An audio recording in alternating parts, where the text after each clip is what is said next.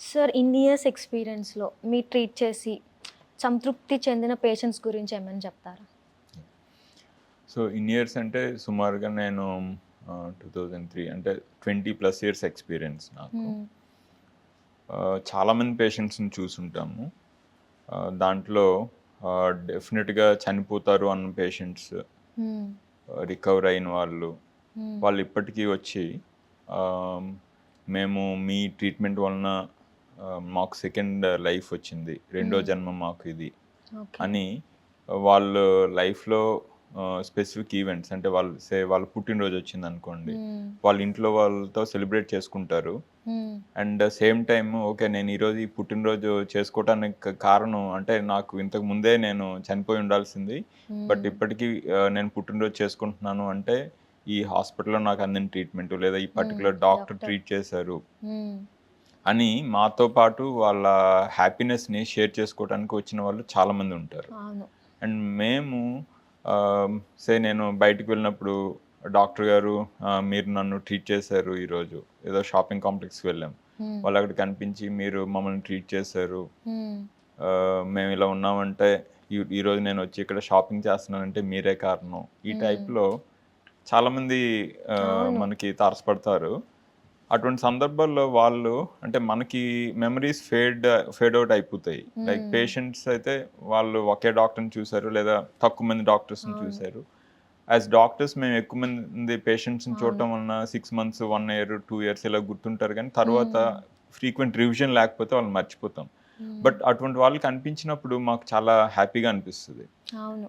ఇప్పుడు డాక్టర్స్ తీసుకుంటే how are they different from any other profession. హ్మ్.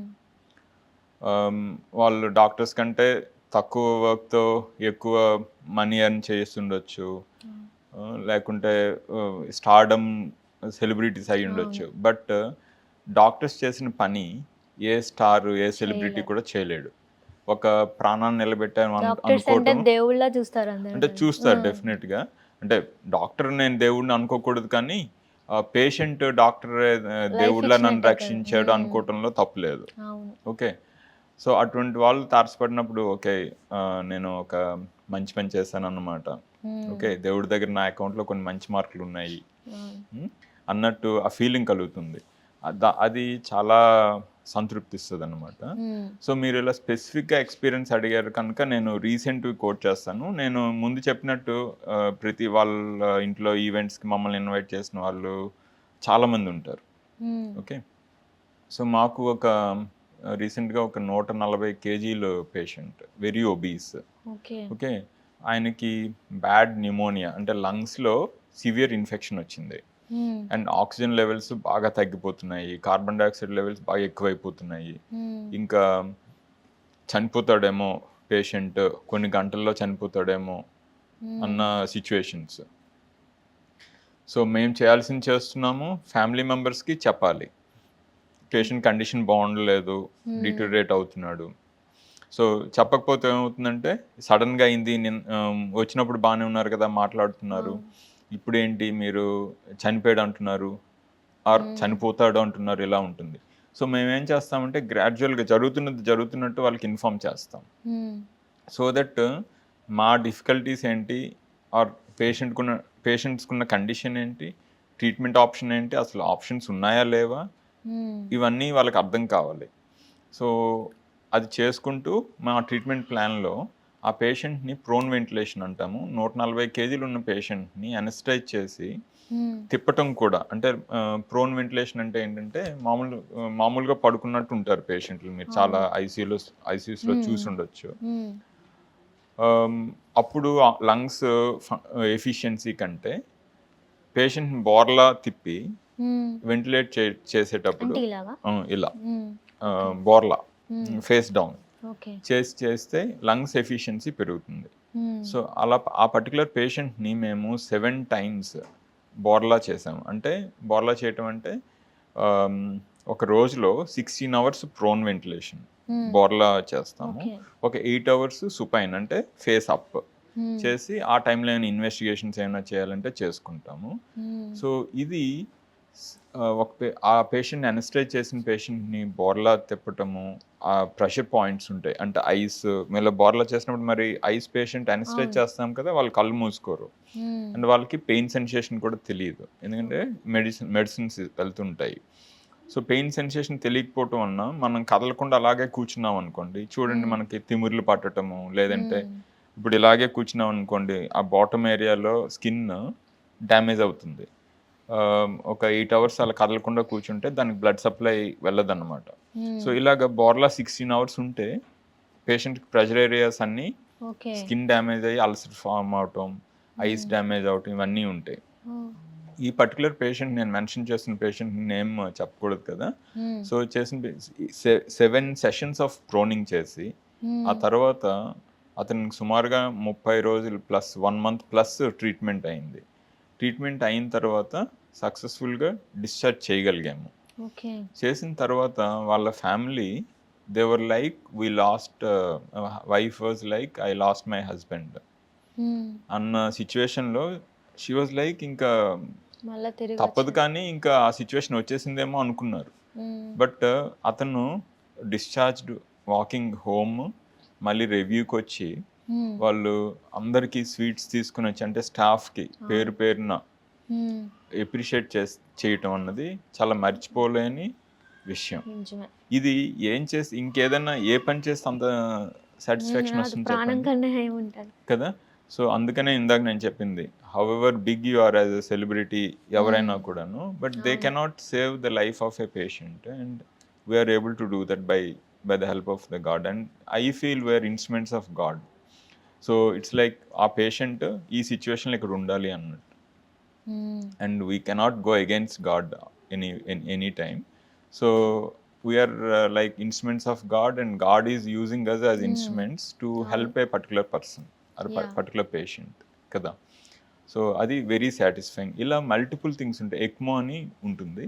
ఎక్మో అంటే ఏంటంటే ఇంకా పేషెంట్ చనిపోవటానికి జస్ట్ ముందు అన్న సిచ్యువేషన్ అనుకోండి. అంటే లైక్ మనం వెంటిలేటర్ పెట్టిన, బ్లడ్ ప్రెషర్కి సపోర్ట్ మెడిసిన్స్ ఇచ్చిన, ఆర్గన్ సపోర్ట్స్ ఇచ్చినా కూడా మ్మ్. అసలు పనిచేయటం లేదు. అంటే lungs there totally non functional, మనం Okay. ఇస్తున్న ఆక్సిజన్ అబ్జర్బ్ అవటం లేదు. మ్మ్. అటువంటి పరిస్థితుల్లో ఏంటి అంటే లంగ్స్ని ఇంకా బైపాస్ చేస్తాం. సో ఒక మెషిన్ పెట్టి పేషెంట్ నుంచి బ్లడ్ తీసి మెషిన్కి పంపిస్తాము. మెషిన్లో ఆక్సిజన్ బ్లడ్లోకి ఇవ్వటము, బ్లడ్లో ఉన్న కార్బన్ డైఆక్సైడ్ బయటికి రావటము జరుగుతుంది. Okay. So oxygenated blood patient బాడీలోకి మళ్ళీ వెళ్తుంది. మ్మ్. ఓకే, ఇది కొన్ని రోజుల పాటు జరుగుతుంది. డయాలసిస్ అనుకోండి, మనం 4 to 6 అవర్స్ లేదా 12 అవర్స్ 24 అవర్స్ చేస్తాం ఇలా. అండ్ ఈ ఎక్మో అన్న ఇన్స్ట్రుమెంట్తో మ్మ్. రోజులు అంటే లైక్ మీరు వినుంటారు మన సింగర్ ఎస్పి బాలసుబ్రహ్మణ్యం గారు అవును. అండ్ జయలలిత, తమిళనాడు అవును. చీఫ్ మినిస్టర్ జయలలిత, వీళ్ళందరికీ కూడా ఎక్మో అన్న సిస్టంలో పెట్టారనమాట. ఓకే. సో వాళ్ళ లంగ్స్ సఫిషియెంట్గా ఫంక్షన్ చేయలేకపోతున్నాయి. అప్పుడు ఈ మెషిన్ సహకారంతో వాళ్ళ బాడీలో ఆక్సిజన్ లెవెల్స్ మెయింటైన్ చేస్తూ వాళ్ళని కొంతకాలం అంటే ఒక 40-50 డేస్ వాళ్ళని సస్టైన్ చేశారు. ఓకే. ఆ తర్వాత వేరే ప్రాబ్లమ్స్ రావటం వలన వాళ్ళు చనిపోయారు. సో అలా మా దగ్గర కూడా ఎక్మో ఫెసిలిటీ ఉంది. అంటే పేషెంట్ ఇంకా ఎట్టి పరిస్థితుల్లోనూ ఇంప్రూవ్ అవ్వరు అనుకున్న పరిస్థితుల్లో కూడా ఎక్మో పెట్టడం వలన రికవర్ అవ్వడానికి అవకాశం ఉంటుంది అనమాట. మ్మ్. సో ఆ పేషెంట్ లైక్ సెకండ్ లైఫ్ అని చెప్పాను కదా. మ్మ్. సో ఎగ్జాక్ట్గా అదే సిచ్యువేషన్. సో ఈ పేషెంట్కి ఆ మెషిన్తో సపోర్ట్ ఇవ్వకపోతే 100% డెత్. అది చేయటం వలన వాళ్ళు రికవర్ అయ్యి ఇంటికి వెళ్ళి they are leading happy independent and happy life. So ఇవన్నీ కూడాను సాటిస్ఫైయింగ్ సిచ్యువేషన్స్. నిజమే. సో ఒక హ్యాపీ పేషెంట్ వెనక్కి వచ్చాడు అనుకోండి, లైక్ మాకు ఏదో చాలా సాధించేసిన ఫీలింగ్ కలుగుతుంది అనమాట. So that is what we అంటే drives us actually. So otherwise చాలా హెక్టిక్గా ఉంటుంది, తర్వాత బర్న్ అవుట్ ఉంటుంది, లైక్ ఐసీయూలో పేషెంట్స్ని చూసి చూసి చూసి బర్న్ అవుట్ ఉంటుంది. అటువంటి సిచ్యువేషన్స్లో ఇటువంటి ఏమంటారు satisfying situations, happy faces of patient, happy faces of patients family members చూస్తే ఈ బర్న్అవుట్ అంతా పోతుంది అనమాట. సో అటువంటివి మల్టిపుల్ ఉంటాయి. అంటే ఆల్మోస్ట్ మనకి ఒక 2 monthsకి ఒక పేషెంట్ ఓకే ఈ పేషెంట్ని నేను మేము ఇన్వాల్వ్ అవటం వలన రికవర్ అయ్యాడు. So that is good for ఇంకో 2 months ఈ బండి నడుస్తుంది అనమాట అలా. అదే సో అలా చాలా ఉంటాయి సందర్భాలు. That's really great sir. But you are the reasons of many happy lifes. అది కూడా మనం చిన్న హెల్ప్ చేస్తేనే చాలా ఫీల్ అవుతాం. అలాంటి ఒక ప్రాణం ఇస్తామంటే లైక్ ఇవ్వటం కాదు నిలబెట్టినట్టు అవుతుంది ఆల్మోస్ట్. అలాగే మీ ఎక్స్పీరియన్స్లో బ్యాడ్ ఎక్స్పీరియన్సెస్ కూడా ఉంటాయి. లైక్ ఏమైనా రేర్గా క్రిటికల్ కండిషన్స్ వచ్చి మీరు బాధపడే సందర్భాలు చాలా ఉంటాయి. బాధపడే సందర్భాలు ఏంటంటే సో అంటే డాక్టర్స్ కూడాను హ్యూమన్ బీయింగ్సే కదా. అండ్ ఒక ఫ్యామిలీ ఓకే యంగ్ పేషెంట్స్ ఉంటారు. సే మాకు ఒక 14-15 years patient age 14-15 years age patient వచ్చారు. Dengue haemorrhagic fever. Okay dengue ఫీవర్లో సివియర్ ఫామ్. ఓకే అది ఏంటంటే అది రావటం వలన పేషెంట్ బ్లడ్ క్లాట్ అవ్వదు. ఓకే డెంగీ ఫీవర్లో అది సివియర్ ఫామ్. సో పేషెంట్ బ్రెయిన్లో బ్లీడ్ అవటము లేదంటే స్టమక్లో బ్లీడ్ అవటము అంటే మోషన్లో కానీ వామిటింగ్స్లో కానీ బ్లీడ్ అవటం లేదా స్కిన్ అంతా ఇక్కడ స్కిన్ కిందన బ్లడ్ బయటికి బ్లడ్ వెసల్స్ నుంచి బయటికి రావటం ఇలా అయిన సందర్భం ఉంది. అదేంటంటే డెంగీ హెమరేజిక్ ఫీవర్లో కొంతవరకు రికవర్ అయిపోవచ్చు. కానీ కొన్ని సందర్భాల్లో ఏమి చేసినా కూడా పేషెంట్ రికవర్ అవ్వలేదు కూడాను. ఓకే సో అది మనం కూడా హ్యూమన్ బీయింగ్సే కదా, దేవుడం కాదు కదా. సో ట్రీట్మెంట్ లేదు. ఆ పేషెంట్ ఎలా అయినా బతకాలి. Young patient 14-15 years all his life is there head. So why not, what else can we do? ఇప్పుడు మనం చేస్తున్న దానికంటే ఇంకా మెరుగ్గా ఏం చేయగలుగుతాము? ఇలా అంటే మనకు తెలిసిన వాళ్ళు ఇక్కడ అవైలబుల్ డాక్టర్స్ని అందరినీతో డిస్కస్ చేయటము, ఇక్కడ ఇంకా హెల్ప్ అవటం లేదు, వీళ్ళ ఇన్పుట్ హెల్ప్ అవటం లేదు, ఇంకా ఎవరైనా ఎక్కువ ఎక్స్పీరియన్స్ వాళ్ళు ఉన్నారా, ఇటువంటి సందర్భాలు వాళ్ళతో డిస్కస్ చేసి ఇన్ని చేసినా కూడా రికవర్ అవ్వని సందర్భాలు ఉంటాయి.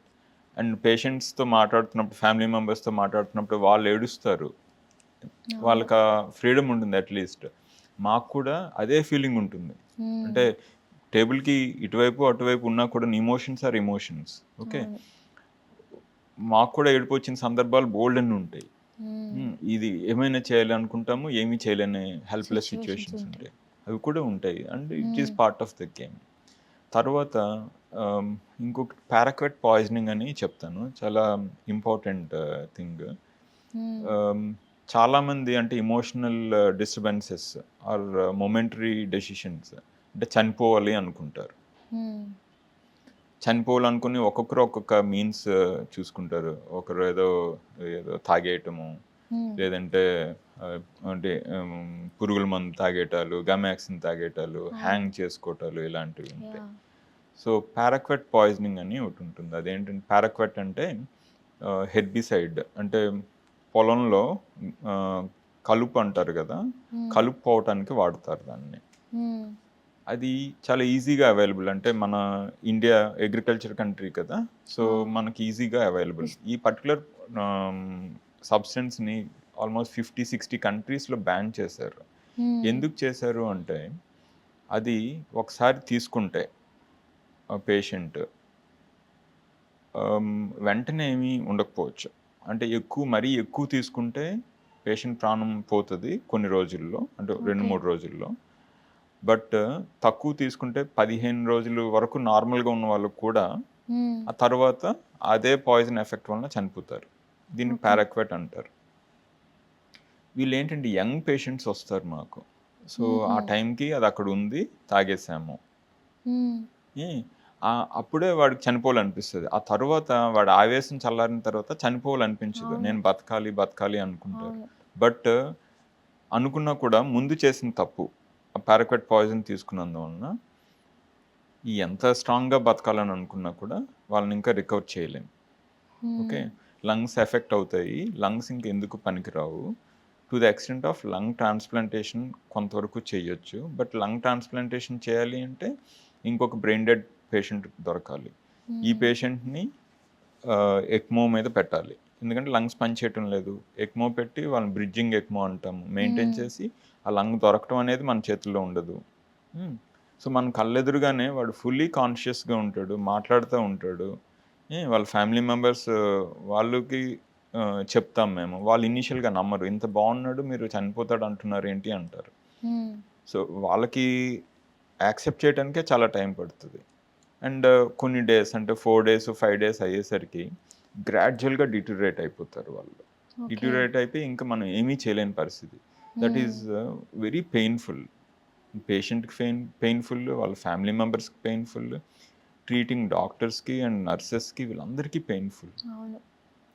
అండ్ అంటే నాకే ఒక పవర్ ఉంటే ఆ పర్టికులర్ డ్రగ్ని, హెర్బిసైడ్ని ఇండియాలో కూడా బ్యాన్ చేస్తాను. ఎందుకంటే ఎన్నో valuable lifes they are having very painful death. దానికి ఆల్టర్నేటివ్స్ ఉన్నాయి అండ్ మెనీ కంట్రీస్లో బ్యాన్ చేశారు. So why not we? India product అది ఇండియాలో కూడా అవైలబుల్. ఓకే, ఇండియన్ ప్రోడక్ట్ అంటే ఇండియన్ మార్కెట్లో అవైలబుల్. దాని మ్యానుఫ్యాక్చరింగ్ ఇండియాలో చేస్తారో బయట చేస్తారో నాకు తెలియదు, కానీ ఇండియన్ మార్కెట్లో easily available. And that should be banned from our country. అలాగైతే చాలా మందికి హెల్ప్ చేసిన వాళ్ళం అవుతాం అనమాట.